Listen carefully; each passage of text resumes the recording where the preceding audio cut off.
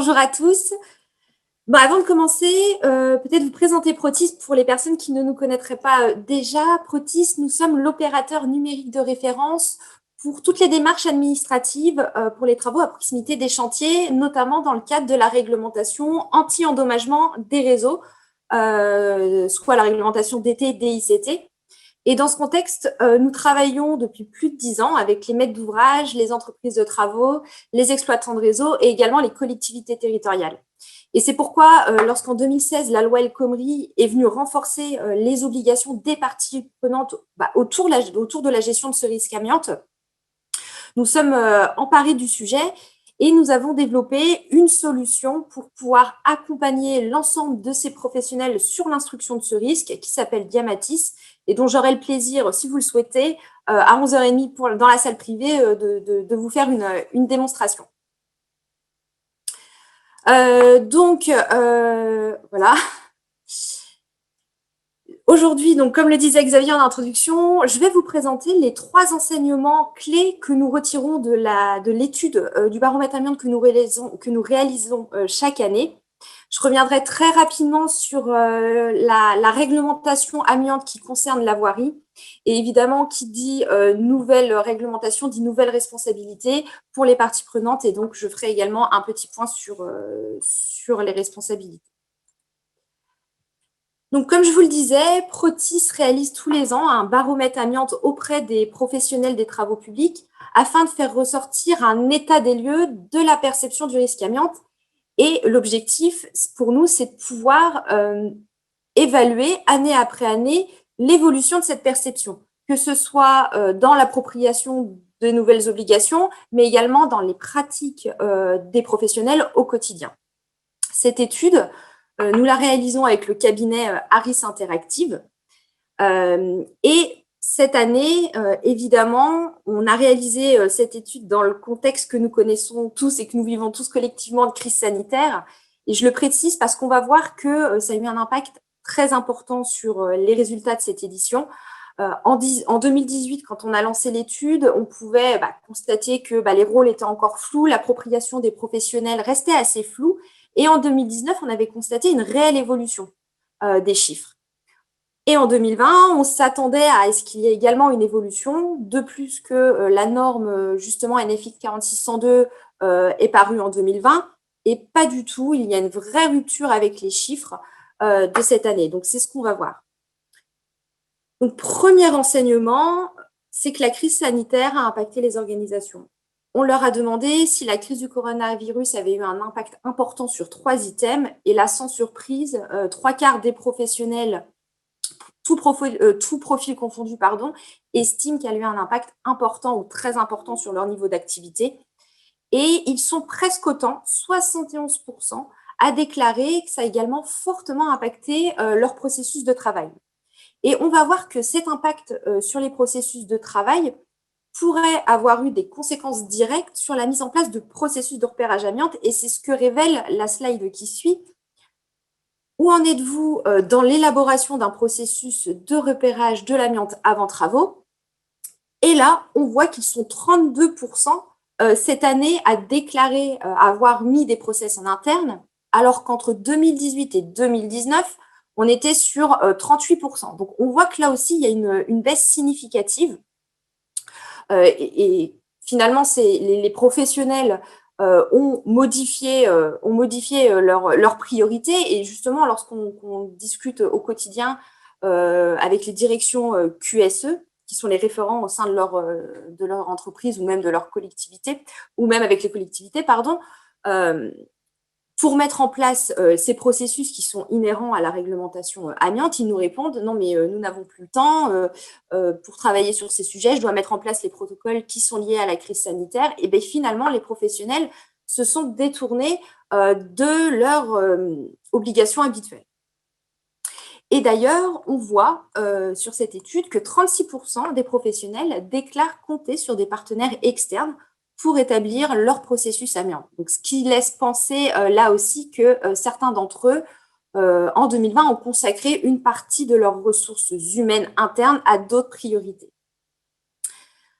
Donc maintenant, place au petit quiz où On souhaiterait voilà, connaître votre avis sur est-ce que vous avez pris connaissance, est-ce que vous connaissez la norme NFI 4602 qui concerne le repérage de l'amiante sur les travaux de voirie qui a été publiée en octobre 2020. Donc, ce serait intéressant d'avoir votre retour. Allez, Noémie, on présente ce petit quiz. Maintenant, vous avez l'habitude, cher public, de ces questions. Vous avez donc 4 réponses. Avez-vous pris connaissance de la norme NFI 4602 ? Oui, je suis au courant, mais je ne vois pas précisément le contenu de cette norme. Je ne suis presque pas informé et je ne suis pas du tout au courant. Voilà, vous avez 4 réponses. Allez-y, allez. Je fais un petit décompte, Noémie, comme d'habitude. Vas-y, 10, Xavier, je te laisse. 9, 8, 7, 6, 5, 4, 3, 2, 1, 0. Voilà. Allez, je mets fin au vote. On va afficher les résultats et puis on va voir si c'est cohérent par rapport à ce que tu as sur ton sondage. Voilà, Alors oui, donc, c'est tout à fait. Ouais. Donc 38%, oui, je suis au courant et je suis le sujet de près. Et 46%, je suis au courant, mais je ne vois pas précisément le contenu de cette norme. Donc c'est intéressant. Vous êtes dans la moyenne parce qu'on a également évidemment posé cette question lors de notre étude. Hop, c'est bon, ça passe. Où là, on voit que à cette question, 41% des professionnels suivent le sujet de près. Donc, on voit que cette année, il y a également un déficit d'attention sur justement les normes et les arrêtés.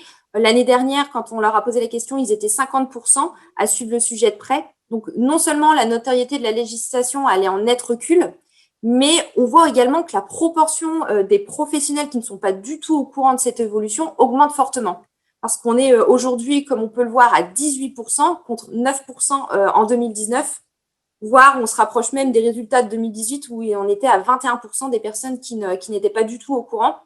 Donc voilà, c'est des chiffres qui peuvent inquiéter parce qu'on sait que la norme, enfin, il y a déjà un certain nombre de normes et d'arrêtés qui sont sortis. La norme amiante vient de paraître. Donc voilà, c'est des chiffres qui peuvent inquiéter. Et d'ailleurs, si on fait un zoom et qu'on regarde les chiffres, l'analyse détaillée des chiffres par rapport au secteur privé et par rapport au secteur public, là aussi, on voit que les grands groupes sont plus au courant du sujet que les collectivités. Donc là, ça s'explique. Les grandes entreprises, les métropoles ou même les grandes EPCI bénéficient en effet d'équipes juridiques qui peuvent suivre de plus près les sujets réglementaires, qui peut aussi porter défaut aux petites collectivités qui vont pas avoir en interne des équipes qui vont être dédiées pour suivre ces sujets. Donc voilà, donc on voit que il y a eu un vrai déficit d'attention porté à ces normes et à la réglementation amiante. Donc on l'a vu, premier enseignement, c'est que forcément la crise du coronavirus a eu un impact direct sur les organisations, mais on va voir que deuxième enseignement, ça a également eu un impact dans les pratiques et dans les faits pour les professionnels. Et donc, on leur a posé la question, comment évaluez-vous les risques pour les professionnels impliqués dans ces travaux selon le type de substance à risque? Et là, on voit que la conscience des risques professionnels liés à l'amiante n'est plus aussi forte que dans les éditions précédentes. Cette année, il y a 30% des personnes interrogées qui estiment que ce risque est faible, voire très faible, contre 25% l'an dernier. Donc, une fois encore, on peut se poser la question, finalement, est-ce que le risque Covid éclipse tous les autres risques? Est-ce qu'un risque en remplace un autre? Donc, c'est la question qu'on peut se poser. Et là aussi, si on regarde l'analyse détaillée des chiffres, on voit que 33% des collectivités estiment l'amiante comme un risque fort contre 50% pour les entreprises. Une autre explication peut également être avancée, c'est que certains professionnels, et je parle là pour notamment tout ce qui va être sur les travaux de voirie, peut-être également notamment pour les gestionnaires de voirie, peuvent considérer que les enjeux liés à la problématique de l'amiante sont moins importants parce que ce sont des travaux qui sont réalisés à l'air libre. Et donc, par rapport à ceux dans le bâti où, en effet, on réalise des travaux dans un milieu confiné, c'est moins important. Alors que non, pas du tout. Et donc, de fait, on voit que les pratiques n'évoluent pas. Seuls 17% estiment être conformes à la réglementation travaux sur voirie dans 100% des cas. L'année passée, ils étaient à 16%. Donc, on voit qu'il y a une stagnation, alors que finalement, les professionnels auraient dû cette année se professionnaliser avec la sortie de la norme amiante qui est parue fin 2020.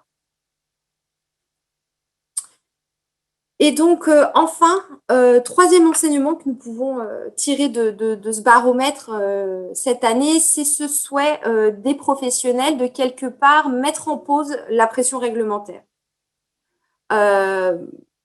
Comme nous avons pu le voir précédemment, s'ils adhèrent massivement au principe de précaution, les professionnels sont de moins en moins nombreux à souhaiter voir évoluer cette réglementation, et notamment lorsqu'on regarde le chiffre concernant l'amiante. En 2018, ils étaient 67% à vouloir que la réglementation évolue, et on passe en 2020 à 47%. Je le souligne parce que quand on a fait l'analyse des chiffres avec notre cabinet Harris Interactive, perdre 20 points en 2 ans, c'est une chute qui n'est pas du tout négligeable. Donc, plusieurs explications. Une des premières, c'est qu'on sait que un certain nombre de normes et d'arrêtés sont déjà parus dans le bâti et que finalement, les professionnels n'ont pas envie que la réglementation continue à évoluer. Ils souhaitent plutôt s'approprier ces nouvelles normes et arrêter plutôt que de voir que la réglementation continue d'évoluer. Et enfin, dans la ligne droite des chiffres que nous venons de voir, on constate qu'il y a une volonté globale d'indulgence. La question posée était la suivante. Selon vous, qui serait susceptible d'engager des poursuites envers l'entreprise ou la collectivité si les protocoles de détection avant travaux n'étaient pas respectés? Donc là, on voit que les professionnels interrogés identifient de multiples sources simultanées de poursuites. Si un salarié d'une entreprise ou un salarié d'une collectivité est exposé, là, les professionnels ont bien conscience que des poursuites vont être engagées. À noter toutefois, et ce qui est intéressant, c'est que alors qu'ils étaient 60% l'an dernier à associer le risque de poursuite à l'État, ils ne sont cette année plus que 50% à l'indiquer. Donc, on voit qu'il y a un recul, d'ailleurs un recul plus net dans les collectivités si on regarde l'analyse des chiffres, et qui traduit de nouveau en fait ce souhait de pause dans la mise en œuvre de la nouvelle réglementation amiante et peut-être plus d'indulgence quant aux sanctions qui y sont liées. Après, on connaît une période sanitaire qui est très compliquée. Donc voilà ce qu'on peut dire des 3 enseignements clés du baromètre. On voit que la crise, elle a eu un impact important qui a conduit les structures à recentrer sur de nouvelles priorités. Mais pour autant, comme on le dit d'ailleurs depuis ce matin, même avec la table ronde, la situation sanitaire ne doit pas amener les acteurs de la chaîne amiante à négliger les fondamentaux de la sécurité sur les chantiers. Et donc, il semble plus que jamais indispensable de poursuivre nos actions de sensibilisation et de communication, comme on peut le faire ce matin, afin que les professionnels s'approprient le sujet. Très rapidement, un point sur la réglementation, mais qui concerne les chantiers sur voirie. On en a parlé ce matin. En 2016, la loi El Khomri qui est venue renforcer les obligations de la recherche d'amiante à tous les types de chantiers. Le décret du 9 mai 2017 qui, lui, est venu préciser les différentes portées et qui a défini les 6 domaines d'application. Ensuite, entre 2018 et 2020, donc il y a des travaux qui ont été engagés au sein de la commission de normalisation. D'ailleurs, Protis siège à cette commission et a participé aux différents travaux. Sans oublier qu'en 2019, donc, il y a eu la sortie de l'arrêté laboratoire également. En 2020, la norme NFX 4602 pour les travaux de voirie qui est parue, en octobre 2020. Actuellement, 2 guides sont en réalisation. Donc, il va y avoir la réalisation d'un guide concernant la commande de RAT et également un guide technique pour les opérateurs de repérage. La sortie de l'arrêté compétences est attendue pour 2021. Il va venir définir les compétences requises pour les opérateurs de repérage. Et une fois que cet arrêté sera sorti, il faudra que les organismes de formation modifient leur référentiel et ainsi puissent proposer des nouveaux modules de formation pour pouvoir mettre à niveau les opérateurs de repérage. Il va y avoir 2 ans pour cette mise en application et l'entrée en vigueur de l'arrêté est prévue pour 2023. Donc l'objectif aujourd'hui du législateur, il est bien clair, c'est de professionnaliser l'ensemble des acteurs. Et donc, qui dit nouvelle réglementation, dit forcément nouvelle responsabilité, mais aujourd'hui, les obligations sont claires. On l'a rappelé à la table ronde, la maîtrise d'ouvrage a une obligation de moyens et doit faire rechercher la présence d'amiante avant de débuter n'importe quel chantier. Donc, plusieurs possibilités va s'offrir à lui. Il va déjà faire une recherche en interne dans sa propre une recherche documentaire interne pour voir si lui, de son côté, a déjà fait réaliser des RAT. Il va également pouvoir, s'il n'a pas l'information en interne, contacter les gestionnaires de voirie, parce que je le rappelle que s'ils sont sollicités par les maîtrises d'ouvrage pour connaître s'ils détiennent des RAT, ils ont l'obligation de transmettre ces rapports de repérage existants.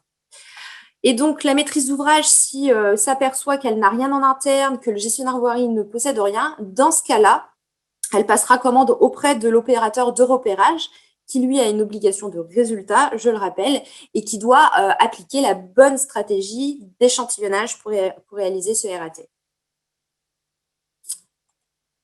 Et enfin, comme je le disais en introduction, Protis, nous avons développé une solution pour accompagner l'ensemble de la profession sur cette instruction du risque amiante.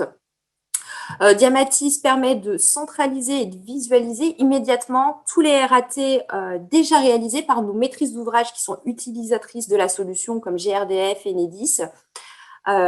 L'objectif, c'est vraiment de pouvoir mutualiser, de capitaliser et de partager des informations qui sont existantes et qui vont permettre à tous de pouvoir, de rationaliser les coûts, également le temps passé qui est associé à leurs nouvelles obligations, mais également de pouvoir bénéficier d'une traçabilité totale qui est aujourd'hui nécessaire.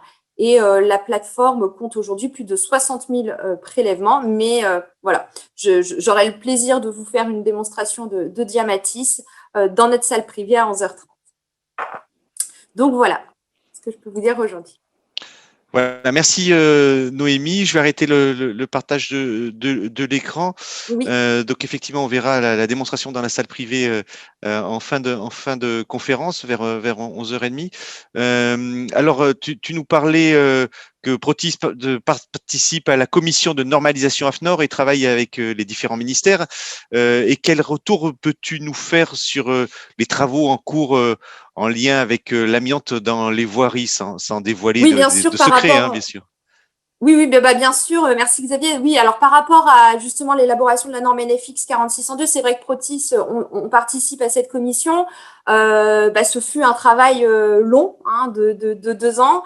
Il a fallu trouver également des consensus. En synthèse, ce qu'on peut dire sur les sujets qui ont porté à débat, c'est notamment sur les variétés d'amiante, sur les 6 variétés d'amiante qui sont à analyser.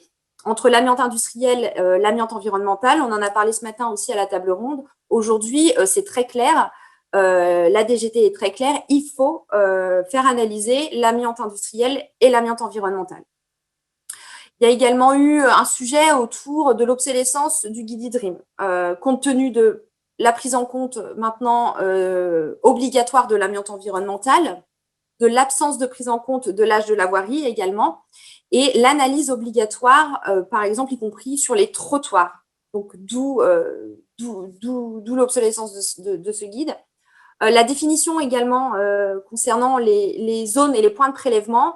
Aujourd'hui, on faisait des points de prélèvement. Avec la sortie de la norme, maintenant, on va parler de zones homogènes. On va faire des zones homogènes de prélèvement et plus des points. Et la norme a également introduit la notion de recherche documentaire afin de pouvoir justement capitaliser sur les données existantes.